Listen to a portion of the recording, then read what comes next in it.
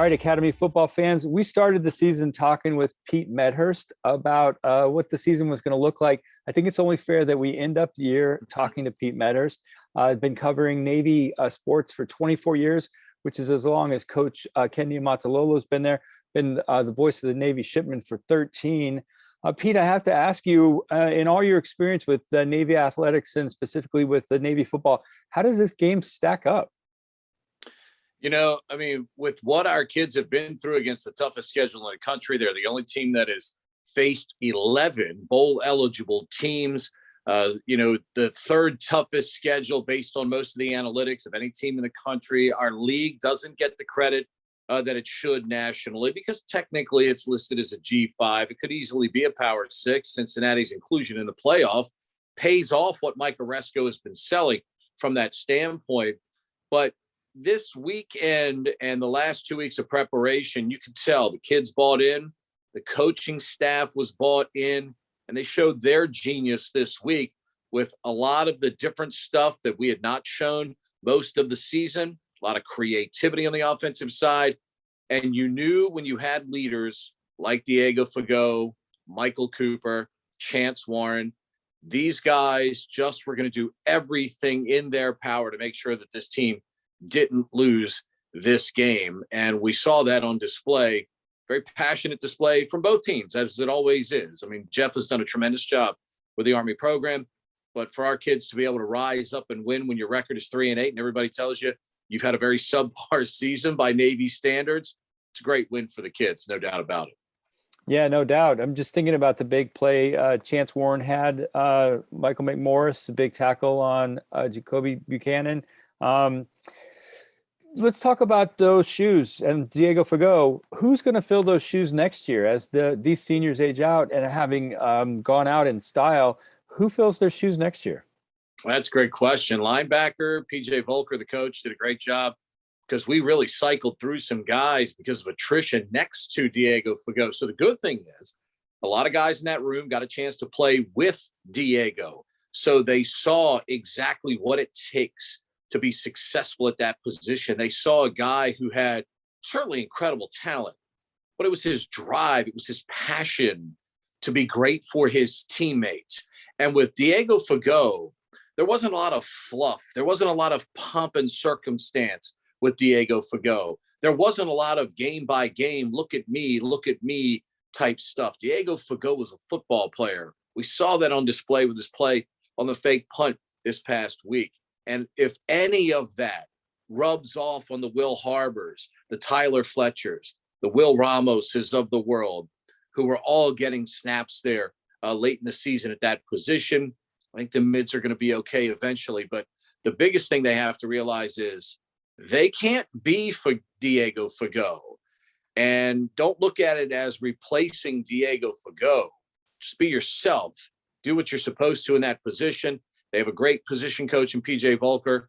Eventually, I think they'll be fine. But replacing a player of Diego Fuego, you just don't replace a player like that. He's too good. Yeah, well, I had a chance to talk to him before the game at the pregame presser. And one of the things he said to me was really important just to stay in the moment. You just got to focus on your job and stay in the moment. You mentioned the fake punt. I'm wondering if the chance that it was a surprise to everybody didn't up the ante some.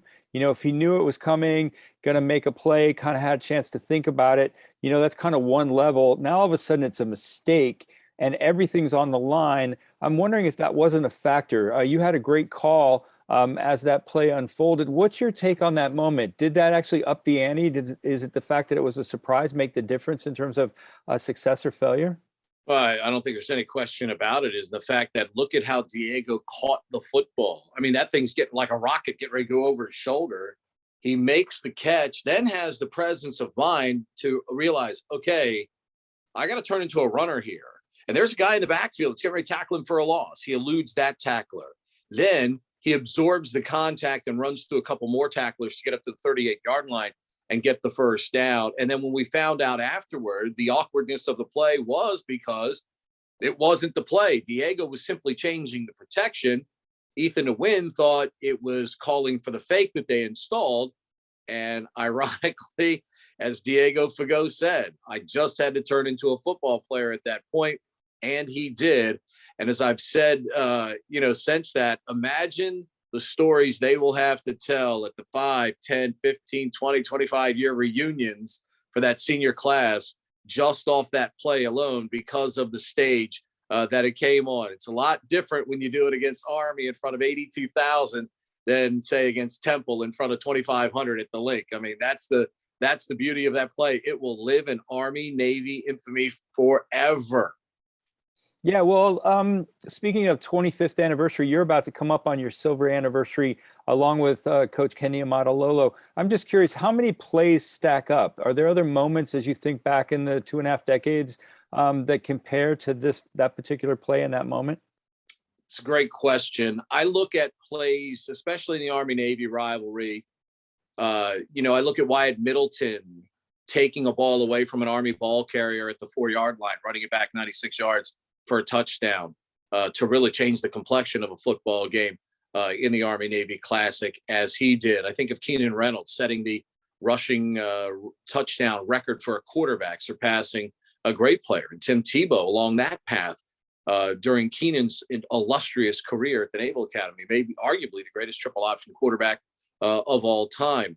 Malcolm's performance alone, 300 yards plus rushing in 2019, giving him over 2,000 for the season, and just, single-handedly, leading this team to a 31-7 victory. It's really that was the only non-close game seemingly since, 2013, I think it was, when Navy won 34-7. Joe Miller had a tremendous statistic on our broadcast this week. The losing team in this rivalry has not scored more than 21 points since 1998. So you've got to go a long way to find a game that wasn't low scoring, certainly for the losing team in this rivalry. I think about just from the time I've covered the team, even though I wasn't in South Bend for the streak breaker. You look at that under Coach Paul Johnson, that's a play that certainly will live in Navy lore. Winning at Notre Dame again under Coach Ken, with a couple of big sacks in that game. Jabari Twani with a heck of a play in the end zone there. Because anytime Navy beats Notre Dame, the odds are so stacked against them. Calling the game in Jacksonville, where Kenny Amadololo goes for it. Brian Kelly gambles, kicks a field goal to cut the Navy lead to 28-27. There's still 7 minutes to go in the game, thinking he was going to get the ball back. He never got the ball back because Kenny Amadololo on 4th down went for it, and Will Worth hits Michael Cooper on a crossing route on 4th down to seal the game and kill the clock, as Notre Dame never got the ball back. There are always moments you can find during the course of the years. But to me, the greatest thing, in the Kenny Amadololo era, to me, is just the relationship. He and I kind of exchanged some messages after the game, and we talked about that. Here's a guy that, for 2 decades, Navy has been his life. And, I think if you questioned any of his thoughts on the importance of what Navy means to him, you saw that over this 2-week period where this staff really got together, did some significant professional work. Because we see the players, and the players obviously in college football, Graham, they come and go. They cycle out every 4 years at Navy. Navy doesn't have any 5th-year guys, 6th-year guys. Navy saw some guys, that were 6th-year college football players this year. Well, that doesn't happen at the Naval Academy. They cycle out guys every 4 years. But, that coaching staff showed you why they're some of the best in this profession with their work over the last 2 weeks, getting ready for this game. And it's those relationships that I value the most, because you're able to have intimate conversations with them about football and about life. There's a significant trust factor that develops through the years about what you can say and what you can't. And just to know that in many ways, probably those men's professional careers in some cases may have hinged on the result of that game just because of the business they're in. And they'll tell you that. They understand it's a results-oriented business. Kenny knows that. But to see their work over the last 2 weeks on this big stage, I thought showed you a lot about their character as men, that relationship with their players who all bought in, and obviously their skills as football coaches were on display, I thought, for everyone to see this past week. Yeah, well, I'll say in my mind, as I look at the season, it was a team that just peaked at the right time. Both Bill Wagner and Coach Ken himself described it as I've seen improvement over the course of the season. A term one of our Joe Harmon, who runs our website, came up with is battle hardened, which I think is a great term to kind of encapsulate the season. I want to talk about Coach Ken for a second. One of the things we were focusing on is, 2 back-to-back losing seasons, ends on a high note with the victory over Army. Was talking to Bill Wagner about it, and he said, in fact, Coach Ken has 3 losing seasons over the last 4 seasons. How big an impact, how big a deal is that? I guess that's the easiest way to ask that question. Tough season this year, ends on a high note. I think personally the team was battle hardened. They come away with the Army victory, but where does the coaching staff stand as this season comes to an end? I think it's a great question. I mean, results are what they are. I mean, that you can't hide from that. I thought last year in all of college football, I don't hold any player or coach responsible for what happened at any college football program in 2020. When you have a Q-tip being stuck up your nose 5 times a week just to be able to have a chance to play, to be able to have to segregate from the rest of your classmates at times, and what every team went through, and it wasn't just Navy, obviously, but what every team went through a year ago, I don't hold anyone responsible for that. But I mean, certainly the record, the other couple of seasons is what it is. The coaches understand how it happened. And I think you saw as this season went along, one of the reasons why this season went the way it did, Ty Levitai gets hurt in the opener, doesn't play against Air Force.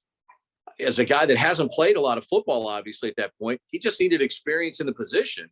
And as a result, he got better. The offense got better as the season went along. They scored 35 against East Carolina, 38 in the game against Temple, despite a first half struggle. But the improvement that you're looking for from young, inexperienced players, I mean, you could argue at the end of the season, a lot of the guys making key contributions were all freshmen and sophomores on this team. And I think that's what's exciting going forward for this group. And Ken Niumatalolo and many on this staff who've been with him the entire way, they've won 105 football games. And I think they've earned the opportunity that when something is not right, they've earned the opportunity to fix it, because they certainly had the ingredients and knew what to do when it was going well. And I think they've earned the opportunity to get it right, because that's what drives them every day as coaches. I mean, Kenny immediately is out recruiting, and you can see recruits, talking about having him come into their living rooms and, appreciating those visits and those relationships. So the coaches understand what's happening. 4-8 is not acceptable to anybody in the program. They hold themselves to a much higher standard. But to show you how close they were, 1 possession games against Houston and Cincinnati, who were in the American Athletic Conference Championship game, played Cincinnati its toughest game of the year. They had the ball with a chance to get even at the end of the game. A 1 possession game to SMU. They get beat on a 54-yard field goal against East Carolina. So, sometimes you look at 4-8 and go, wow, man, they're a long way away. But I think this 4-8 was closer to 8-4 than it was 0-12, so to speak. So a lot of these kids simply needed game experience. And I thought you saw Ivan Jasper's coaching skills on display with Ty's improvement, and even Xavier when he was called upon. Great touchdown pass against Temple, a 10-yard run in this game against Army. And he was going to have a role here until obviously pulling his hamstring on that play. So anyone that doubts the ability of this coaching staff, I think we saw over the last 2 weeks exactly why those men have won 105 games together. Yeah, well, let's talk about the players. One of my favorite moments speaking with you before the season started was the comment about who wasn't on the depth chart and who was going to come out that wasn't even on the radar. As you look back at the season now and you think about some of the standouts, who impresses you most? Who impressed you most this season? I think I look at it in a number of ways. We started 9 different offensive line combinations. I look at a kid like Jamie Romo, the guy that was starting at left tackle over the last couple of games. a guy that has had to bide his time, young fella locally, grew up in the shadows of the Naval Academy in Annapolis at St. Mary's. His grandfather, the legendary Red Romo, the longtime trainer at the Naval Academy. So he's got Navy legacy, and the fact that not only is he on the team, but he played a significant role down the stretch for this team, solidifying that spot at left tackle that they had been ravaged by injury from. And those are the kind of stories you look at.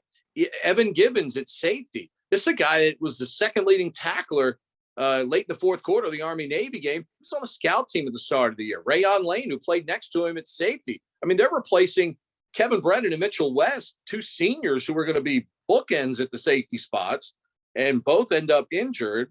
So you end up with Gibbons and Lane playing at those spots. I don't think anybody saw that coming at the beginning of the season. At linebacker, Fuego, you knew what you had there, but with obviously an injury to Will Harbor, Johnny Hodges leaving the program late in the year, you're playing Tyler Fletcher, a freshman, Will Ramos, a freshman, guys that made impact plays defensively the last couple of weeks of the season. Mikael Haywood, the freshman, I think has got, electrifying. The guy's great kick returner. We saw that already. That's a guy that's going to be a real significant player at slot back now. I think next year, coming into next season, as you try to replace the production of Chance Warren and Carlinos Acey. So those are guys that weren't on the radar at the beginning of the season. But that's the beauty of player development at the Naval Academy, the coaching staff at the Naval Academy, and the work that they put in, and the player development that happens in camp and Monday through Friday before they get set for football games. Yeah, well, so let's go back to the beginning of the season. And well said about all of those players. They were exciting to watch, really, and fun to see them come up, especially Mikael Haywood, several touches in the Army-Navy game, including a great pass, and just great to see him stand out. At the beginning of the game, or the beginning of the season, Coach Ken was super optimistic. I'm wondering if his optimism wasn't just a little premature, optimistic maybe for 2022 versus 2021. How bright do you think the 2022 season looks based on what you've seen so far? Well, and again, player retention is huge. You've got to make sure that everybody stays. And if they do, I think 2022 has a great opportunity for this Navy football program. Like I said, with Levitai, the quarterback, coming back, Haywood participating at slot back with a chance to make a big play every time he touches the football. I think 2022's got a chance to be a really good year.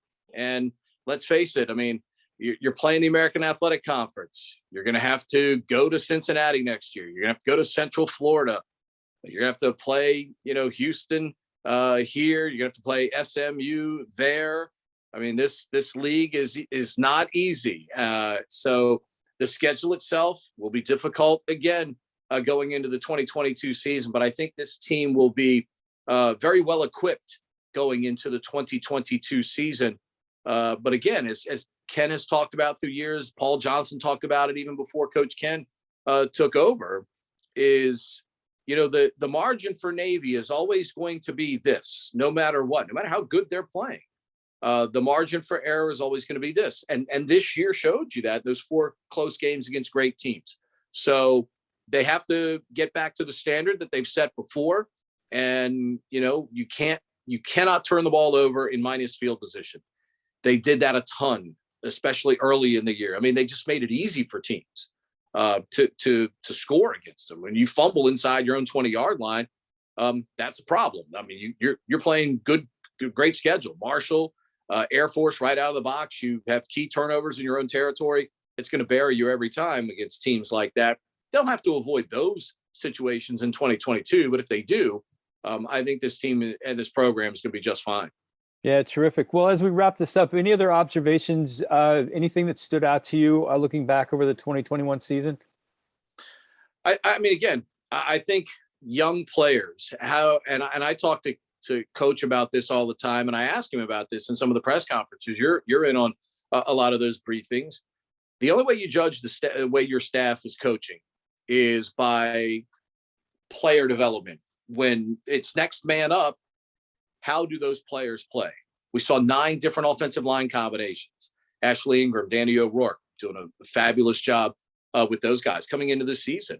We didn't know how good the fullbacks were going to be because Isaac Ruas, James Harris have really been unproven players. But Coach McDonald did a phenomenal job with those guys. Joe DeBay's slot backs played terrific football. Brian Newberry's defensive staff, every time you turn around, you were looking at a defense that at times this year played smothering football. They played tremendous level of football. Go back to those games because those high-powered offenses from Houston, SMU, Cincinnati, and that defense is giving you a chance to play in the game. Going to the fourth quarter at Notre Dame, you're only down 17-6 because the defense is keeping you in a lot of those games. So I look at the player development, as I mentioned, with what Coach Volker did, at linebacker, having to constantly rotate people in next to Diego Fuego, getting those guys ready.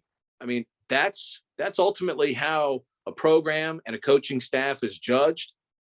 Ivan, Jasper, after, clearly the drama that occurred early in the season, I thought he showed his mettle with Ty's improvement throughout the season. Like I said, a lot of these men have been together for 105 wins, Graham. They know what they're doing. They know how to fix it. And I think we'll see that and the fruits of that labor coming up in 2022. Yeah, well said. Before we go, I do want to touch on the Ivan Jasper, the firing and then rehiring. Was that something that gelled the team? Was that a positive? Was that a negative? It certainly paid off in the end. How do you view that now, given it's been a few months since that event? Well, I mean, certainly, with what transpired, the best part about it was men with a lot of pride, very good at what they do, professional, got in a room and talked it out as men. That's why this drama lasted, basically 24 hours.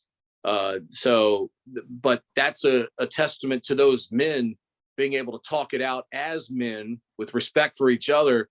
And, ultimately, I think, sure. I mean, if you're a player and your position coach is under fire, I think it's going to galvanize your room. Those players will play harder and work harder because there's a sense of responsibility. I mean, you talk to any player, when a coach gets fired at any level, the players will tell you, hey, that's on us. It was our responsibility because we didn't play well. That's why our coach got fired.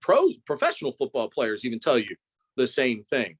And I think when that 24 hours of drama occurred, I think those young men took it a little personal and stepped up their level of focus, their level of play.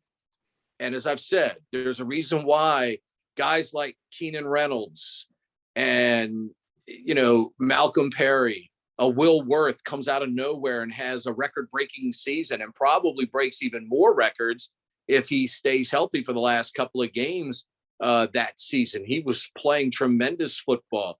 You look at the different types of quarterbacks that they've had through the years, guys like, Aaron Polanco, Brian Hampton, all different styles of quarterbacks. The one common denominator is Ivan Jasper. And that he hasn't forgotten how to instruct players at the position. I think we had the perfect storm at that time of an injury to what was already an inexperienced quarterback room. But again, as I said, as you saw through the season, it was improvement, there was progress, and more importantly, a win over Army. Yeah, well said, Pete Medhurst. I look forward to watching you celebrate and listening to you celebrate your 25th year covering Navy athletics. And I appreciate your time. Thank you, Pete. Thank you, Graham. Appreciate it.